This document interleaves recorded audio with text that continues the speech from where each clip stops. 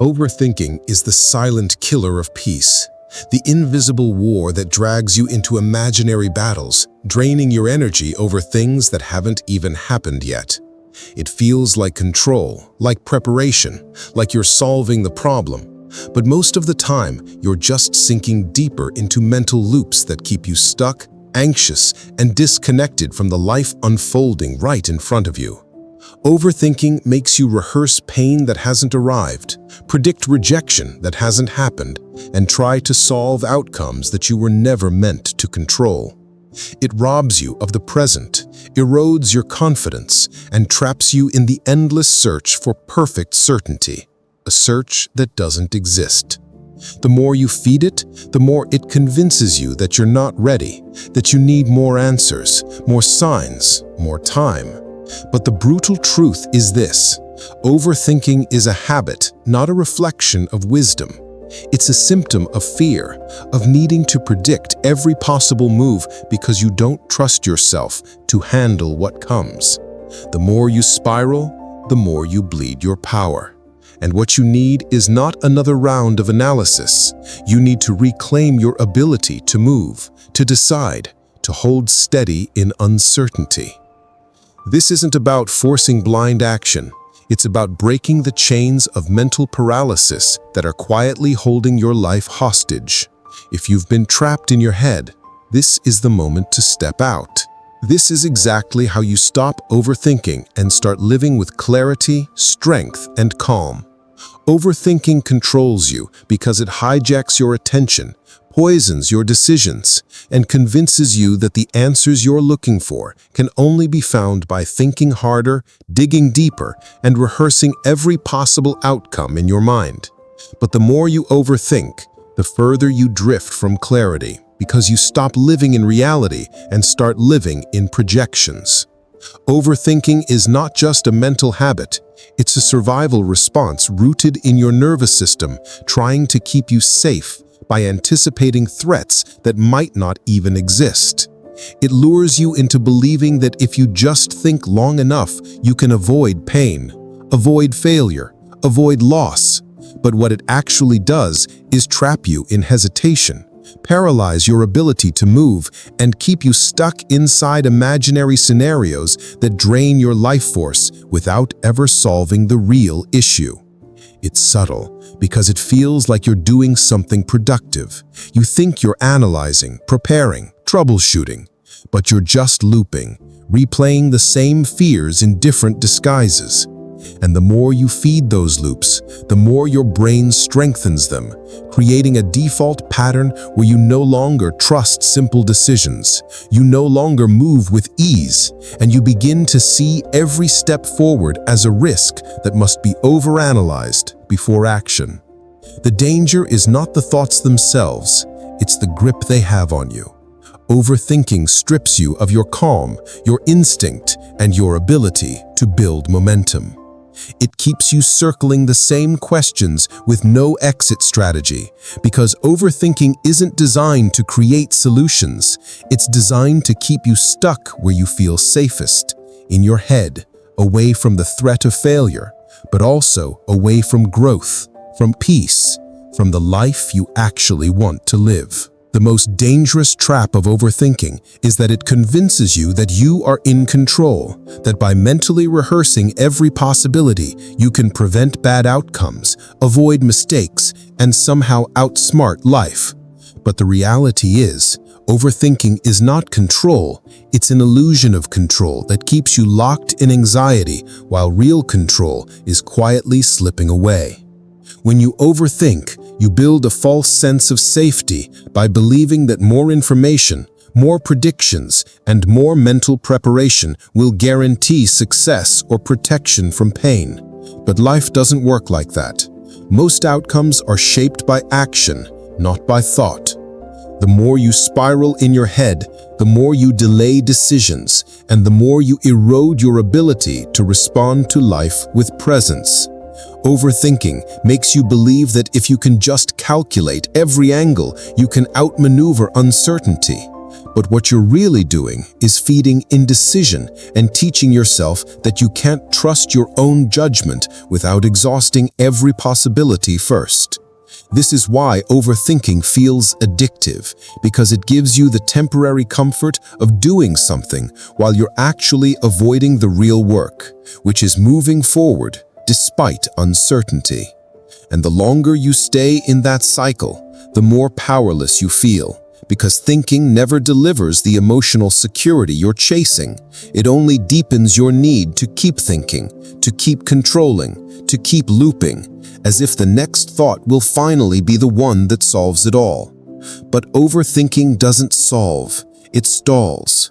It keeps you mentally busy while your opportunities pass by in silence.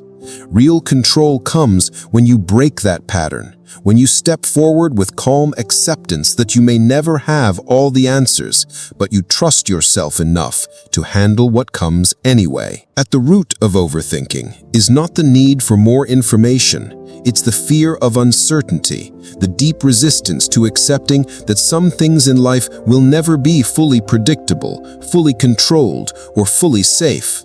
And this fear drives the endless mental spirals that keep you locked in cycles of hesitation, analysis, and self-doubt.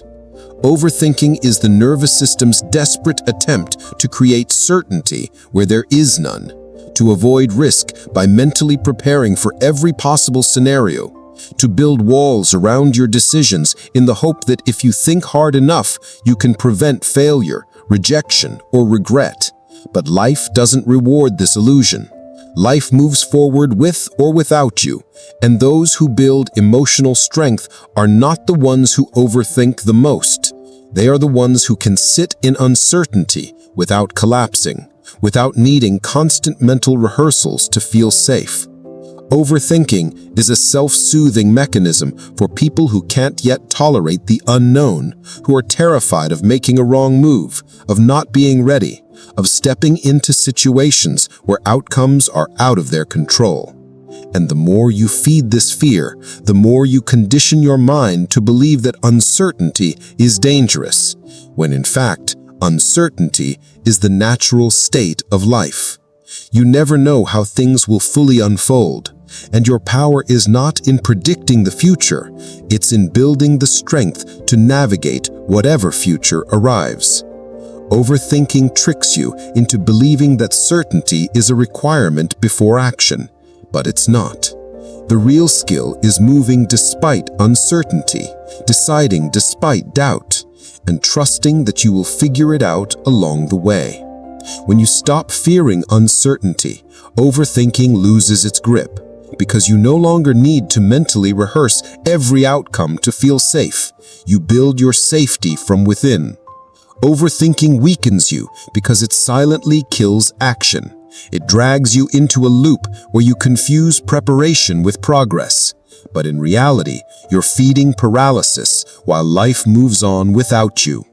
The longer you sit in thought loops, the more your momentum decays, the more your confidence erodes, and the more distant you become from your own ability to execute. Overthinking doesn't just waste time. It rewires your nervous system to associate decision-making with anxiety, to see every move as a potential threat, and to fear the weight of finality in every choice.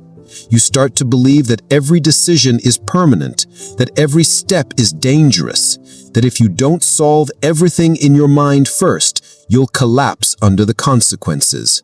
But this is a false narrative created by your fear of failure, your fear of being wrong, your fear of the unknown. Overthinking creates a vicious cycle. The more you hesitate, the more pressure you place on the decision, and the more pressure you feel, the harder it becomes to act. Eventually, you become trapped in a cage of self-imposed indecision, where every option feels heavy and every possible outcome feels overwhelming. And while you're stuck in that paralysis, life keeps moving.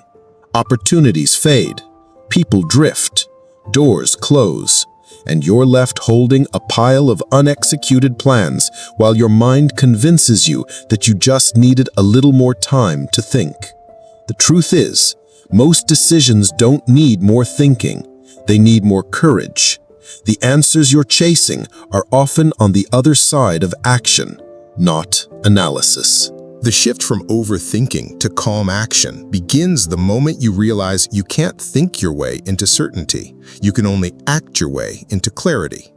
Overthinking thrives when you remain passive, when you believe that more mental rehearsal will protect you. But what breaks that cycle is learning to interrupt the spiral and move even when your mind is still spinning. You don't need perfect confidence to act. You need the discipline to act while your mind resists. The key is to shrink the gap between thought and movement, to train yourself to move before the spiral takes hold, to take small, decisive steps that rewire your brain to trust that clarity comes from doing, not from sitting in endless mental loops. It's about building micro-momentum, taking action in moments where your old self would have hesitated, leaning into decisions before your overthinking convinces you to freeze. This doesn't mean you throw yourself blindly into chaos. It means you learn to make peace with incomplete information. You choose direction over perfection. You stop overfeeding the analysis and start feeding the muscle of execution. The moment you catch yourself spiraling, you breathe, you anchor into the present, and you make a move, no matter how small, because movement kills overthinking. The more you act, the more you prove to your nervous system that you can handle outcomes, that you don't need to sit in mental rehearsals to survive. And over time, your mind will begin to quiet because it no longer needs to loop through infinite scenarios to feel safe. It will begin to trust that you will figure things out as you move. This is how you break the grip of overthinking. You teach yourself through disciplined action that your power is not in solving every problem before it happens, but in building momentum that carries you through it. Mastering the power of focused attention is one of the most direct ways to dismantle overthinking, because the mind spirals when it has too much room to wander, when you scatter your energy across endless possibilities, and when you fail to discipline your attention onto what actually matters in the present moment. Overthinking thrives in mental chaos, in multitasking, in jumping between fears and scenarios without anchoring to anything solid. But when you train your attention like a weapon, deliberate, sharp, locked, you begin to shrink the space where overthinking can survive. The key is to ruthlessly direct your focus toward what is actionable, what is controllable, what is directly in front of you, and to starve the rest. You learn to stop feeding distant fears, imagined outcomes, and conversations that haven't happened yet. You don't fight to clear your mind, you fight to aim it. Overthinking wants you to dilute your attention across every variable, but focused attention forces you to choose what matters now, what needs your energy now, and what serves your peace now. You build this discipline by setting hard boundaries with your thoughts. When your mind starts spiraling into predictions or regrets, you bring it back to your breathing, back to your current task, back to what's directly in your hands. You train yourself to live inside the immediate, because most of the pain of overthinking comes from mentally living in the future, in the past, in spaces you can't control. When you anchor your attention to the present, you rob overthinking of its fuel. Your mind can only fully lock onto one thing at a time. Make sure it's something that serves you. Focus is your rebellion against mental chaos. The sharper your focus becomes, the quieter your spirals will grow. Training your nervous system to tolerate uncertainty is the deeper layer most people miss when trying to stop overthinking. Because overthinking is not just a mental habit, it's a physiological response where your body rejects uncertainty, feels unsafe without control, and floods you with anxiety the moment things become unpredictable. This is why overthinking feels compulsive.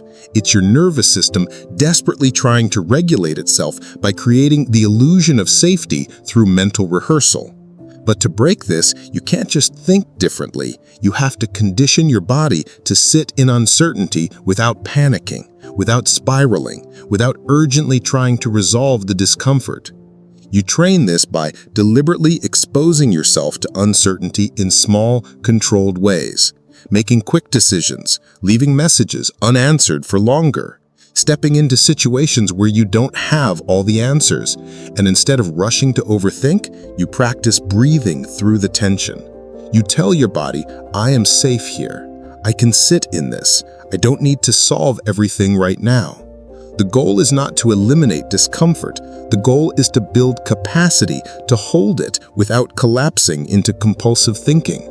Over time, your nervous system will adapt.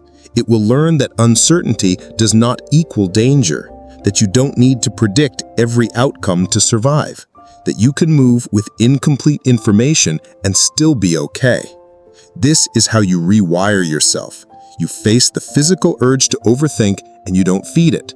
You stay present, you breathe, you act anyway. You build proof in your body that uncertainty is survivable, that you can carry it calmly, and that the world doesn't fall apart when you stop trying to control every detail. This is how real detachment grows. You become someone who can sit in the unknown without losing peace.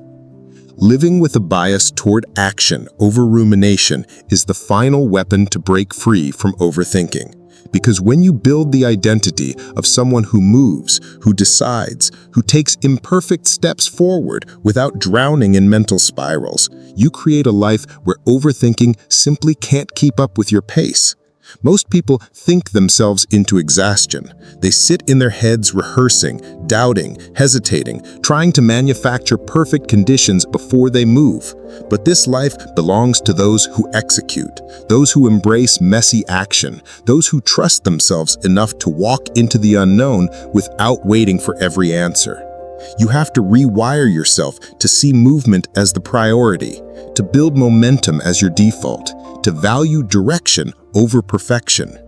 This doesn't mean rushing blindly. It means you stop worshiping the false god of certainty and start respecting the power of decisive motion.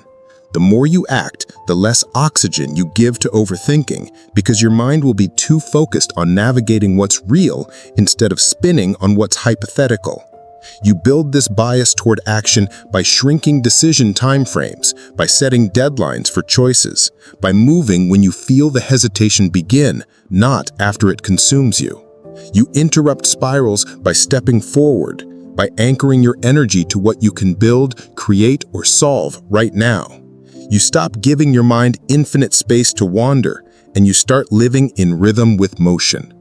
And as you train this bias, you will feel your nervous system shift, because action creates real feedback, real lessons, real growth, while overthinking just breeds imaginary problems. This is how you escape. You become someone who moves so often and so calmly that overthinking can't chain you down anymore. You replace fear with motion, doubt with decision, and paralysis with unstoppable momentum. If you've ever been trapped in your own mind, caught in endless loops of what-ifs and maybes, this video is your invitation to break free. Overthinking isn't a sign of intelligence or preparation. It's a silent prison that steals your peace, your confidence, and your power to act. But the path out is clear. It begins with understanding that control is an illusion, that uncertainty is the natural state of life, and that your strength lies not in endless analysis, but in calm, deliberate action. When you learn to master your attention, train your nervous system to sit with discomfort, and build a bias toward movement over rumination, you reclaim your freedom. This journey won't be easy, because your mind will fight to hold on to old habits. But every step you take in discipline, focus, and courage chips away at the chains of overthinking. If this message resonates, don't just watch, engage. Comment below with your biggest struggle and how you plan to start moving forward today. Subscribe and join a community dedicated to mastering life from a place of calm strength and stoic clarity. Remember, peace is not found in perfect answers. It's found in your willingness to act anyway. I'll see you in the next video.